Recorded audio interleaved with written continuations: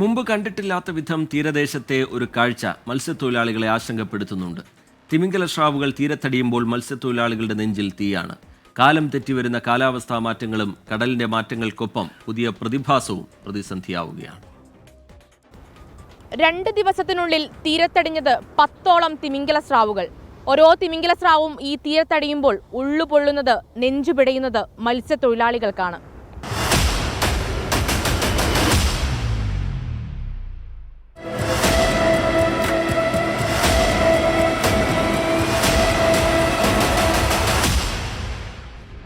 വലയിൽ കുരുങ്ങുകയോ തീരത്തടിയുകയോ ചെയ്യുന്ന തിമിംഗല സ്രാവുകൾക്ക് ഏകദേശം 2000 കിലോയോളം തൂക്കം വരും.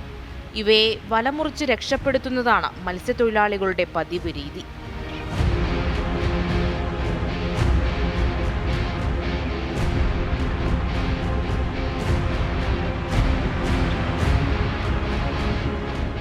ഇന്നലെ 2 ഒരു വലയിൽ ഉണ്ടായിരുന്നു.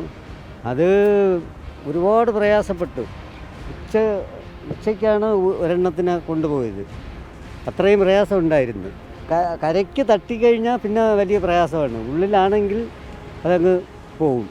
ഈ കമ്പവലയിൽ ഒരു തിമിംഗല സ്രാവ് കുടുങ്ങിയാൽ ഇവർക്കുണ്ടാകുന്ന നഷ്ടമെന്നത് 1 ലക്ഷവും 2 ലക്ഷവും രൂപയാണ്. അത് ഇവർക്ക് താങ്ങാനാവുന്നതിലും അപ്പുറമാണ്.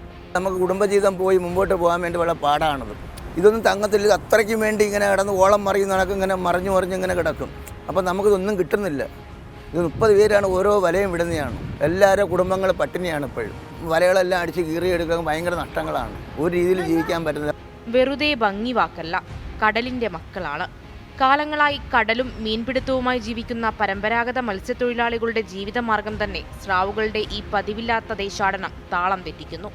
സമുദ്ര സന്തുലിതാവസ്ഥ നിലനിർത്തുന്നതിൽ സുപ്രധാന പങ്കുവഹിക്കുന്നവയാണ് തിമിംഗല സ്രാവുകൾ. ആഴക്കടലിൽ ഉപദ്രവകാരികളല്ലെങ്കിലും കരയ്ക്കെടുത്താൽ പ്രതിസന്ധി പലതാണ്. സ്രാവ് കുടുങ്ങിയെന്ന് കേൾക്കുമ്പോൾ കൗതുകമാണ്. പക്ഷേ ഇവിടുത്തുകാർക്ക് അത് അത്ര കൗതുകമല്ല. വലിയ സാമ്പത്തിക നഷ്ടമാണ്, പ്രതിസന്ധിയാണ്. ക്യാമറമാൻ രാജ് കിരണിനോടൊപ്പം മേഘ്ന മുരളി, 24 തിരുവനന്തപുരം.